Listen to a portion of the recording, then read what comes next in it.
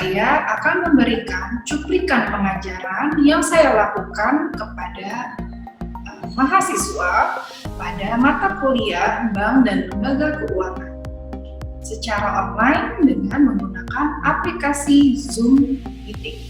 Baik, akan saya mulai. Bismillah. Assalamualaikum warahmatullahi wabarakatuh. Waalaikumsalam warahmatullahi wabarakatuh. Terima kasih untuk kehadirannya di mata kuliah Bank dan Lembaga Keuangan. Untuk hari ini kita akan merefresh tentang inklusi keuangan bank. Kita akan melihat digitalisasi perbankan khususnya gitu ya dalam peraturan Otorita Jasa Keuangan, dan kemudian kita akan melihat tujuan dan konsep yang akan saya sebutkan nanti. Silahkan nanti kita akan berdiskusi, kita akan tanya jawab, dan teman-teman kita akan saling memberikan wawasan ya terhadap apa yang telah kalian baca, terhadap apa yang kalian lihat berita yang update dan sebagainya. Ya, jadi hari ini kita akan berdiskusi. Sebelumnya saya akan merefresh dulu gitu ya tentang Bank dan Lembaga Keuangan yang selama ini kita sudah diskusi, selama ini kita sudah memberikan materi ya. Saya akan membuka terlebih dahulu ya terhadap digitalisasi ekonomi ya. Sebentar lagi akan saya share materinya ya. Silahkan kalian melihat terlebih dahulu. Dapat di-download di e-learning ya, LMS Learning Management System di Siakat IPIJA ya. Silahkan kalian unduh dan bisa nanti akan saya berikan juga di WhatsApp group ya yang telah disediakan. Baik, di sini ada siapa aja nih? Ada Irsadi, ada Salwa, ada Adinda ya. Bentar, saya ini dulu ya. Apakah sudah terlihat materinya? Sudah, Bu. Sudah ya. Oke, Sudah, Bu. Kita akan lihat dulu siapa yang hadir. Tadi ada Salwa sudah ya. Rahmat, ada Melin, kemudian ada Hesti, Maya, Novita, Novia Agustina, ada Aprilia, Aulia, Ratina, Anissa, Dinanda, Syahsyah, Belinda, Wahyu, dua kelas nih ya. Apalagi ada Iha, Jessica, Abdillah, Mumtaz, dan Ira Rostari. Ada Ricardo, Jonathan, silahkan. Ika, Aulia, Nur Afifah, on-kan kamera. Terima kasih. Kita akan mulai ya. Baik. Sebelumnya saya akan memberitahukan untuk tujuan kita untuk mempelajari mata kuliah Bank dan Lembaga Keuangan hari ini, yaitu kita mendefinisikan aset finansial. Ya, apa sih aset keuangan atau finansial ya? Apakah nanti kita lihat berwujud atau tidak berwujud? Masuk ke manakah aset finansial? Kemudian jenis-jenis lembaga keuangan yang akan dibagi menjadi dua bagian besar, dan memahami apa peranan lembaga keuangan dalam sistem moneter kita. Ya, mungkin kalian sudah pernah dengar ya intermediary finansial gitu ya. Kemudian menjelaskan mekanisme perbankan, bagaimana nanti perjalanan ya mekanisme dalam lembaga keuangan khususnya bank. Dan kita akan mendiskusikan studi kasus. Baik, nah konsep untuk hari ini kita lihat bank sebagai jantung perekonomian ya, tempat perputaran uang ya, sebagai intermediari finansial. Kita akan lihat nanti funding dan lending, kemudian ada surplus spending unit, ada deficit spending unit ya. Bagaimana mekanisme itu berjalan sehingga bisnis perbankan ini berjalan mekanismenya. Uang sebagai komoditas aset finansial, banyak sekali ya dikategorikan sebagai uang ya aset finansial. Kemudian ada mengapa lembaga keuangan itu paling banyak diatur ya sebagai mediasi atau mediator gitu ya. Kenapa sih paling banyak peraturannya, paling banyak diawasi gitu, paling banyak lembaga-lembaga independen yang mengaudit gitu ya. Kenapa? Dan ada dua lembaga pembagian ya, dua golongan besar, yaitu ada yang industri keuangan perbankan dan yang bukan bank atau non-bank. Nah, itu banyak kategorinya nanti ya. Kemudian ada pelaku utama dalam sistem moneter, termasuk kita ya, masyarakat individu sebagai pelaku moneter atau konsumen akhir. Baik, inilah yang akan kita pelajari dari tujuan dan konsep yang akan diberikan ya. Sebelumnya saya akan membuka dengan perkembangan ya tentang digital perbankan, khususnya bank ya, transformasi digital perbankan. Baik, mungkin kalian juga udah sebagai apa ya, pelaku sistem moneter ini ya, menggunakan, udah familiar lah ya, kalian millennials ini familiar terhadap digital. Akan lebih mudah untuk mempraktekkan gitu ya di dalam perbankan digital yang mungkin kalian sudah melakukannya sehari-hari ya, sudah mempunyai akun, kemudian bahkan udah ada bank digital sekarang ini ya, udah melakukan sendiri sehari-hari dalam bertransaksi. Kalian udah nggak tabu lah terhadap digital ini ya, udah lebih jago gitu ya dalam bertransaksi. Baik, apa sih yang transformasi yang dilakukan ya oleh perbankan pada khususnya? Jadi akselerasi ini sangat cepat gitu ya. Kenapa disebut akselerasi? Karena perkembangan ekonomi digital juga sangat signifikan gitu ya, melalui startup, kemudian itu sudah merubah image kita terhadap perbankan yang secara offline gitu ya, harus datang ke cabang, harus transaksi, mengantri, mengular gitu, kemudian harus effort untuk melakukan transaksi itu sudah jauh berubah ya. Kalian merasakan nggak sih bahwa semua itu sudah dimudahkan dengan digital? Gimana menurut kalian, apa sih yang kalian sudah pernah merasakan sendiri gitu ya terhadap saya sudah melakukan digital transaksi gitu ya, dengan punya mobile banking, internet banking, bahkan melalui PC, melalui smartphone gitu atau laptop dan sebagainya gitu ya, dalam berbagai macam media saluran. Nah, boleh nggak cerita sedikit gitu ya tentang apa yang pernah kalian sudah lakukan atau pernah kalian bertransaksi dengan digital ini ya, termasuk melalui juga startup yang ada. Boleh nggak kasih saya pengalaman sedikit kalian? Boleh nggak? Melin yang udah senyum-senyum, silahkan Melin. Boleh? Atau siapa? Irsadi, silahkan. Siapa yang mau kasih pendapat? Boleh Mbak Maya? Silahkan. Ya, perkenalkan nama saya Irsadi Imanuddin. Jadi seperti yang sudah Ibu bilang bahwa digitalisasi itu memberikan kemudahan kepada kita dalam melakukan hal transaksi itu. Salah satu hal yang sudah saya alami itu mungkin transfer ya Bu, dari awalnya kita harus ke bank dulu atau ke ATM dulu. Kalau untuk transfer sekarang kita bisa melakukan semuanya lewat handphone. Jadi digitalisasi itu memberikan kemudahan bagi kita dalam hal melakukan transaksi sehari-hari. Itu aja mungkin dari saya. Terima kasih atas pengalaman ya, Irsadi. Baik, yang lain silakan. Silakan raise hand. Assalamualaikum warahmatullahi wabarakatuh. Saya Meliani, izin benar kata Irs tadi, salah satunya adalah transfer. Mungkin kalau zaman dulu itu kita kalau transfer harus ke bank dulu atau ke ATM dulu gitu, misalkan kalau tengah malam ya. Kalau zaman sekarang tuh apa-apa gampang pakai mobile banking, tinggal di HP. Kita mau isi token misalkan atau kalau lagi kehabisan token malam-malam, kita tinggal isi pakai mobile banking. Terus setelah ditransfer kita bisa top up ke kayak aplikasi-aplikasi yang lain seperti Dana, ShopeePay dan lain sebagainya. Itu aja sih Bu, mungkin jadi memberikan kemudahan untuk kita juga. Baik, terima kasih Mbak Maya atas pendapatnya ya. Kemudian siapa? Silahkan, ada lagi yang mau kasih pendapat? Ada Syarif yang baru gabung. Silahkan, atau yang lain? Baik, kita akan lihat dulu ya.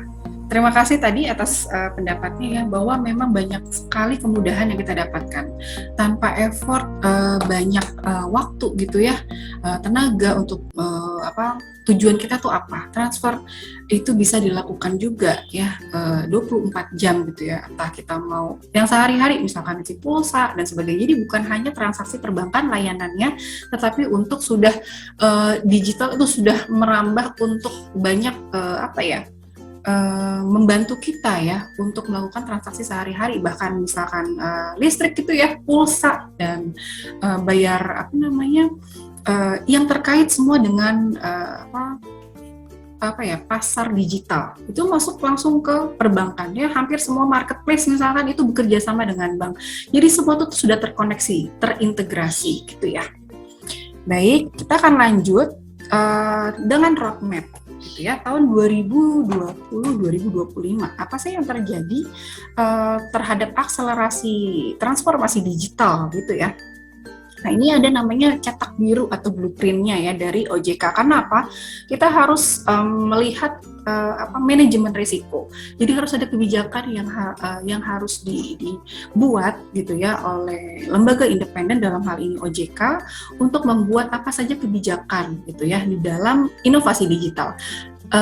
Kenapa sih harus kehati-hatian? Karena di sini juga harus melihat selain inovasinya, tetapi manajemen risikonya terhadap OJK itu melindungi gitu ya, melindungi konsumen gitu ya, juga mengawasi lembaga keuangannya gitu. Jadi kita harus ada prudent, safe and sound banking. Jadi prudent itu istilahnya prinsip kehati-hatian gitu ya terhadap menjalankan transformasi digital perbankan ini. Jadi nggak cuma bank aja ya yang merambah digital ya, kita akan lihat lagi ya.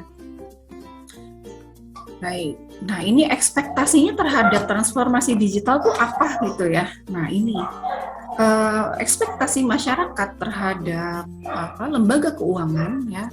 Oke, dalam hal ini tadi kita cepat gitu, tidak membutuhkan waktu yang lama. Kita nggak usah effort jalan dulu pakai ke kantor cabang gitu ya.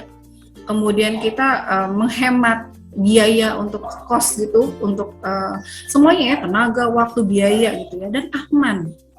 Kalau nggak aman, data kita akan tersebar gitu. Jadi bagaimana membuat cetak biru atau blueprint ini sebagai kebijakan nanti akan dijalankan oleh si lembaga keuangan maupun yang akan bertransformasi ke dalam digital gitu ya. Tadi yang udah disebutin Irsadi dan Mbak Maya tadi, bahwa kita udah bisa secara efisien gitu ya, dan dapat dilakukan di mana saja, kapan saja gitu ya, dengan cepat. Nah, itu adalah ekspektasi dari transformasi digital. Karena apa?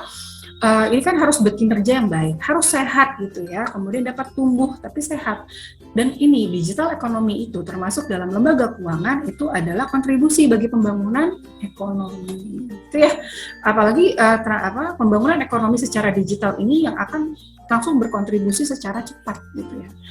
Kita juga udah melihat ya marketplace anak bangsa juga yang sudah masuk ke startup itu akan masuk ke dalam tahapan-tahapan digital ekonomi, di mana itu ada Dekakon, Hexakon gitu ya, ada Unicorn dan sebagainya. Jadi masuk kemanakah marketplace atau aplikasi-aplikasi anak bangsa yang sudah berkontribusi terhadap digital ekonomi, gitu ya, termasuk juga lembaga keuangan.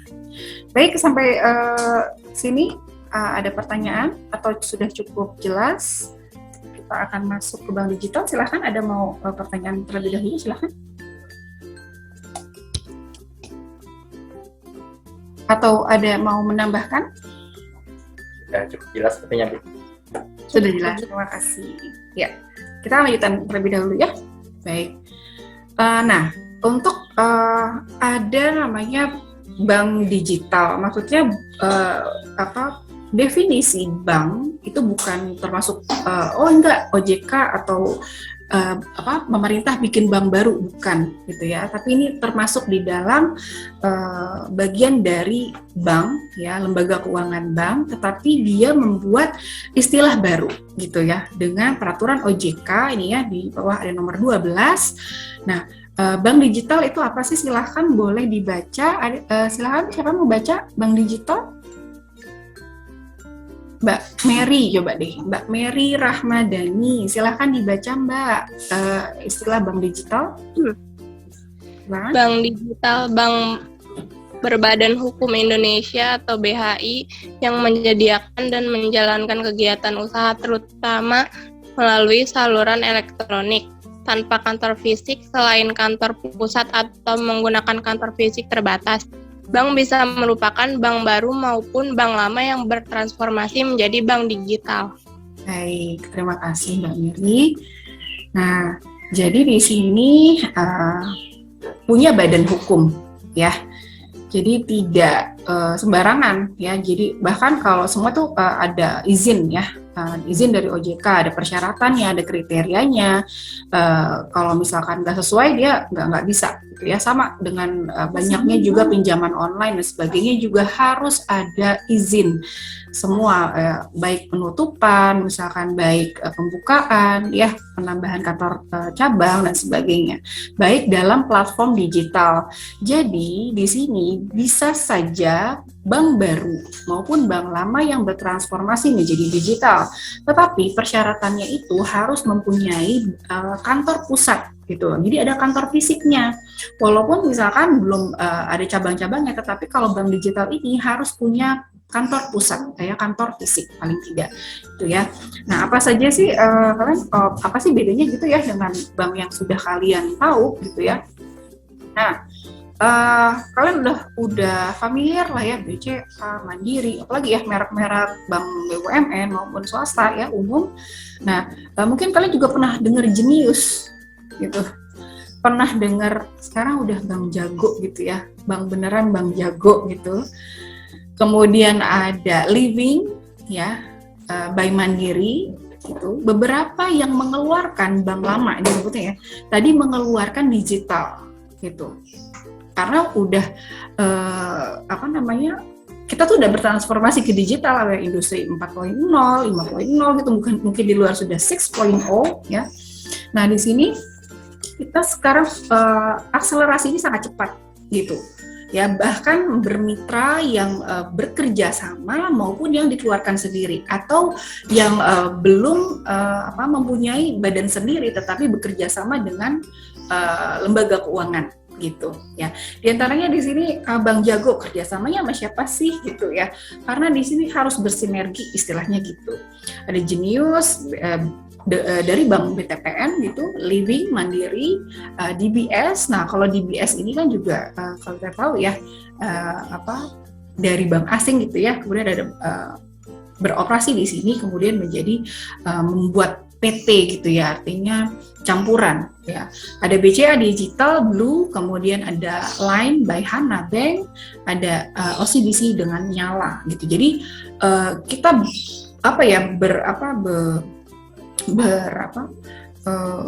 terus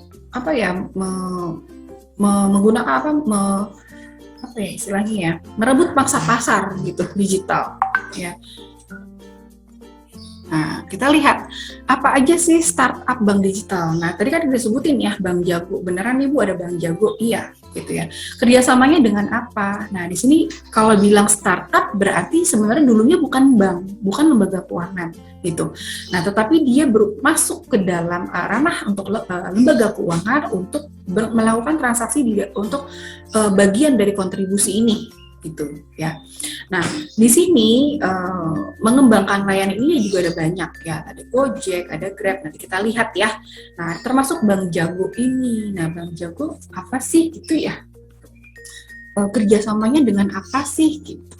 Nah, startup bank digital termasuk juga dengan Gojek. Ya, kerjasama nih ya, berarti ya.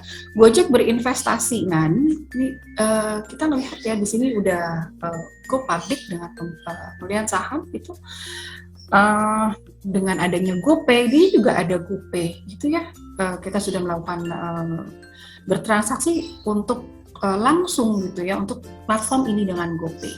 Tapi di sini juga bekerja sama atau mengeluarkan disebut bank digital, yaitu Bank Jago, gitu ya.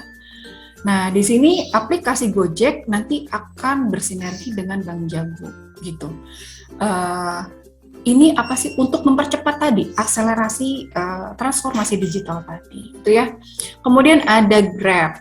Nah, di sini juga ya, ini udah masuk tahapan dekakon ya, berarti ada sekian triliun gitu kan, ada kategorinya ya. Silakan kalian cari referensi apa sih tahapan-tahapan sampai dari unicorn, hexagon, dekakon gitu. Berarti asetnya udah sampai berapa banyak gitu ya. Nah, ini semua digital platform. Kemudian nah ini ada Shopee ya, kalian mah udah tahu ya yang orange ini udah hafal gitu ya. Nah, di sini juga masuk kontribusi di dalam bank digital. Di antaranya ini ada Sia Group, itu induknya Shopee gitu ya, dari Singapura. Kemudian nanti akan berkembang ya jadi Cbank ya, Cbank Indonesia gitu. Ya, jadi nanti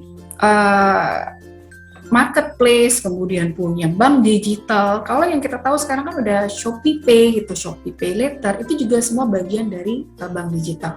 Tetapi juga akan merambah masuk ke lembaga keuangan dengan Cbank, namanya Cbank. Ada lagi, nah ini UTAP. Nah ini Salim Group, berarti kalau Salim Group grupnya BCA. Nah ini juga kolaborasi ya dengan Livingnya Mandiri, Living by Mandiri. Nanti akan dipakai ke gerai-gerai yang udah bekerja sama ya, termasuk McDonald. Dalam hal ini dia akan bekerja sama terlebih dahulu dengan McDonald ya. Nah, merek-merek yang sudah ternama, yang udah punya pangsa pasar yang begitu luas, ini akan dimasuki nanti oleh startup bank digital gitu ya. Keren nggak? Atau mungkin kalian akan masuk ke dalam salah satunya nanti ya, boleh. Ini kan berarti bebas ya, kalian mau punya platform A, B, C, D, E, dan lain-lain nanti yang akan berkembang. Gitu. Ya, contoh yang terakhir itu adalah startup bank digital Bukukas. Nah ini untuk UMKM ya, usaha kecil, menengah, usaha mikro ya, usaha. Nah ini juga nanti akan digunakan untuk nah ini lebih banyak gitu ya, mungkin isinya itu platformnya bisa lebih mungkin ke akuntansi, keuangan gitu ya. Nah ini bisa juga sebagai transformasi digital untuk ekonomi makro gitu ya. Baik, untuk wawasan kita terhadap yang akan kita hadapi ke depan untuk bank digital ini, kita sebagai pelaku moneter ya, sebagai konsumen akhir, sebagai individu dalam masyarakat yang akan melakukan transaksi di dalamnya gitu. Jadi baik si medianya, baik kita sebagai masyarakat yang melakukan mediasi harus dilindungi, harus diatur, harus melalui kebijakan pemerintah, melalui tadi ya lembaga otoritas jasa keuangan. Dan juga ini pasti akan diatur karena ada risiko yang harus dihadapi juga, jangan lupa ya. Baik, itu dari saya startup bank digital ya. Ini sebentar lagi mungkin akan kita akan launching gitu ya, dan beberapa sudah dilakukan gitu ya. Baik, masuk kita ke inklusi keuangan. Nah, inklusi keuangan ini juga banyak disebutkan ya dari beberapa media saat ini, kayak terkenal ya sejak masa pandemi, karena ada jeda waktu untuk agak stagnan gitu ya. Nah ini mau mulai lagi digenjot lagi dengan inklusi keuangan. Baik, inklusi keuangan ini silahkan dibaca definisinya saja ya, silahkan dibaca, silahkan. Kalau ya tujuannya nggak usah baca. Inklusi keuangan itu apa sih? Silahkan. Siapa yang baca? Gantian ya, gantian. Ya, Bu. Silakan Anissa. Mbak Anissa. Apa itu inklusi keuangan? Inklusi keuangan adalah ketersediaan akses pada berbagai lembaga, produk, dan layanan jasa keuangan sesuai dengan kebutuhan dan kemampuan masyarakat dalam rangka meningkatkan kesejahteraan masyarakat. Baik. Apa tujuan inklusi keuangan ini gitu ya? Karena kalau negara berkembang ya, kita ini Indonesia kelas menengahnya juga meningkat, yang lagi meranjak gitu ya. Nah, kita harus mengenjot pangsa pasar yang lebih luas gitu. Jadi nggak cuma kelas ini aja gitu, tapi semua lapisan masyarakat gitu ya. Karena semua tergerak dengan efisiensi ekonomi ya, pembangunan ekonomi. Jadi semuanya Islam harus merata gitu ya. Baik, di sini ada banyak ya, silahkan nanti kalian juga bisa melihat dari berbagai macam referensi. Intinya adalah mendukung stabilitas sistem keuangan kita ya, untuk meningkatkan lagi pertumbuhan perekonomian, pembangunan perekonomian baik yang kuantitatif maupun yang kualitatif. Nah, ini ininya untuk ya, apalagi ada kesenjangan gitu ya. Baik, semuanya itu harus istilahnya ekonominya ikut meningkat, kesejahteraan masyarakat, karena kan tujuan ini untuk meningkatkan kesejahteraan masyarakat gitu ya. Nah, perlunya akses kepada masyarakat ini bulan inklusi keuangan, jadi nanti akan selalu dicanangkan dengan bulan inklusi keuangan. Memperluas akses, jadi pangsa pasar masyarakat yang lebih luas, mencari pangsa pasar yang lebih luas. Mengembangkan produk dan layanan, jadi pengembangan dari sisi produk, gitu ya, layanan, dan kualitas. Jadi tadi ya, termasuk keamanannya, aksesabilitasnya, dan sebagainya. Gitu ya. Baik, nanti kita akan diskusi dulu. Tadi kita akan masuk juga tentang aset keuangan, baik yang apa sih itu aset keuangan gitu ya. Baik, dari apa yang sudah dipelajari, boleh nggak kasih tahu saya apa yang disebut aset keuangan? Silakan. Silakan. Ada siapa lagi nih yang mau menjawab? Boleh nggak saya kasih tahu apa yang disebut aset keuangan? Yo, silakan raise hand. Anissa, Irsadi, silakan. Irsadi, ya. Jadi kalau menurut saya itu yang dimaksud dengan aset keuangan itu adalah segala sesuatu sumber daya yang dimiliki oleh perusahaan dalam menjalankan operasi perusahaannya. Gitu. Baik, terima kasih. Dari sisi aset perusahaan, Anissa, silakan Anissa. Iya, sama aja Bu kayak Irsyadi. Aset keuangan itu segala sesuatu yang dimiliki oleh perusahaan, baik dengan bentuk wujud fisik maupun tidak berwujud. Baik, terima kasih. Nah, tadi disebutkan ya oleh Anissa, terima kasih Irsadi dan Anissa, ada aset berwujud atau tidak berwujud, tangible dan intangible. Apa sih aset itu? Sesuatu yang dimiliki ya, baik yang fisik maupun yang non fisik. Apa sih yang tangible dan intangible tadi?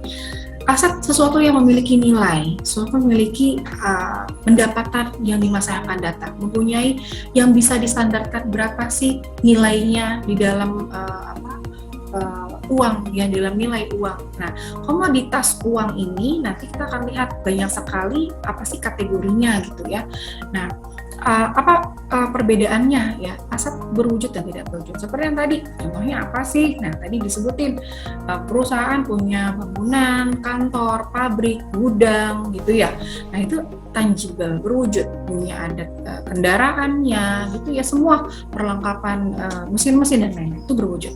Apa sih disebut aset tidak berwujud? Nah, sebelum masuk ke lembaga keuangannya, kita akan lihat dulu nih ya, apa yang akan nanti kita bicarakan komoditasnya, aset gitu ya. Yang tidak berwujud apa sih? Kenapa disebut tidak berwujud? Nah, tadi disebutkan oleh Anissa ada yang disebut tidak berwujud. Nah, selain yang dipunya dalam bentuk fisik, nah, saham misalkan perusahaan mempunyai saham gitu ya. Perusahaan mempunyai modal. Nah, modal ini ada saham gitu ya, kemudian ada kalau dari perbankan itu punya dana pihak ketiga, dana pihak kedua, dan punya modal. Nah, di situ juga ada hutang gitu ya, seperti surat obligasi dan sebagainya. Kenapa sih disebut aset tidak berwujud? Ya, kalau di dalam pengertiannya di sini bahwa aset yang nilainya tidak sebanding dengan wujud fisiknya. Bahwa saham misalkan kita tidak tahu saham ini akan berkembang seperti apa. Kalau secara fundamental dia baik, dia akan terus meningkat gitu ya. Dia akan terus memberikan kontribusi terhadap dividen, terhadap tadi pemegang saham. Nah, kita belum tahu nih ya, dari obligasi juga seperti itu ya, surat hutang. Nanti kita akan lihat itu pada pasar modal ya. Nah, dari aset ini bahwa dia mempunyai nilai jual, dia mempunyai nilai yang akan dikuangkan secara kuantitatif ya. Nah, kita akan lihat di masa yang akan datang dia akan memberikan pendapatan kepada si lembaga keuangan atau si perusahaan.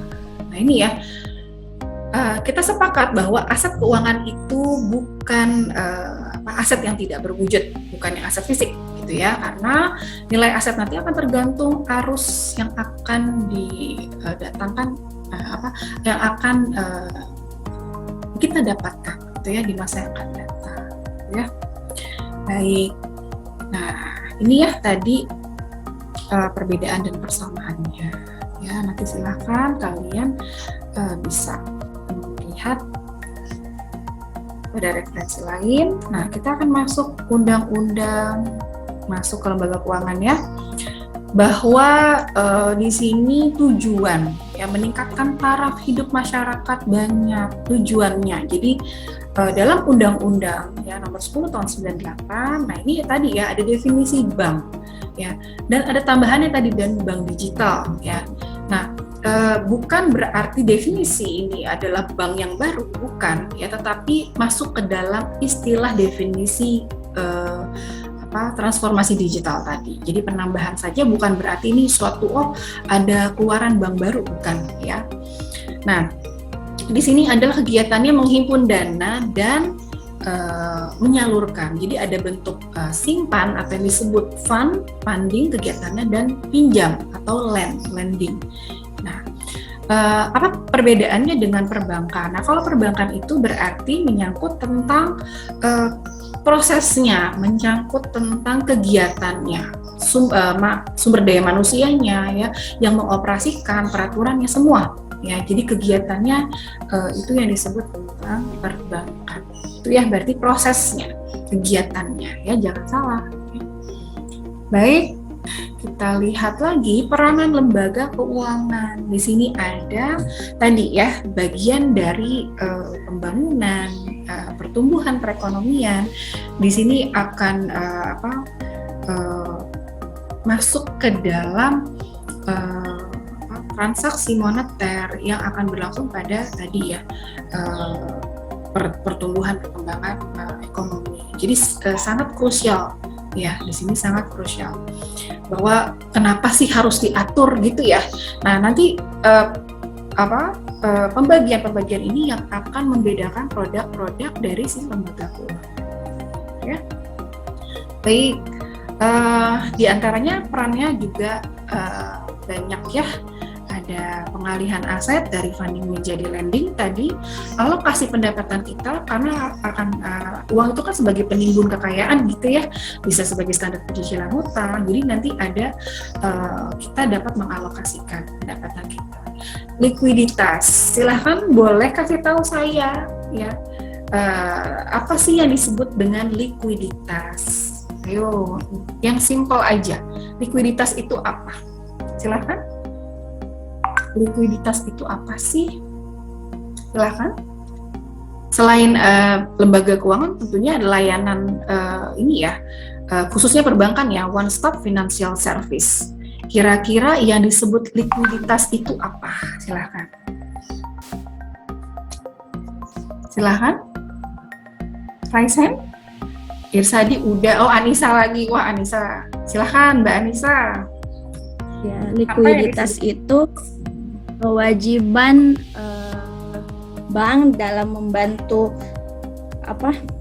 kewajiban bank dalam membantu masyarakat ya, dalam membayar kewajibannya. Itu ya maksudnya. Ya, ya? kewajibannya. Ya, terima kasih. Paham tapi mungkin ungkapinnya susah gitu ya. Oke, terima kasih Anissa sebelumnya. Berarti bahwa sebuah lembaga keuangan itu wajib memberikan apa yang telah dititipkan gitu ya, bahwa setiap keuangan itu ya bisa diberikan pada waktu dia membutuhkan. Jadi kewajibannya harus dibayarkan secara penuh gitu ya. Baik, itu disebut likuiditas. Baik, saya akan tanya lagi. Aset yang liquid misalkan ada tanah, ada rumah, ada kendaraan, kemudian ada tabungan. Mana yang paling liquid? Ayo, siapa jawab? Baik, sekian cuplikan video dalam pengajaran yang saya ampu mata kuliah Bank dan Lembaga Keuangan. Terima kasih. Assalamualaikum warahmatullahi wabarakatuh.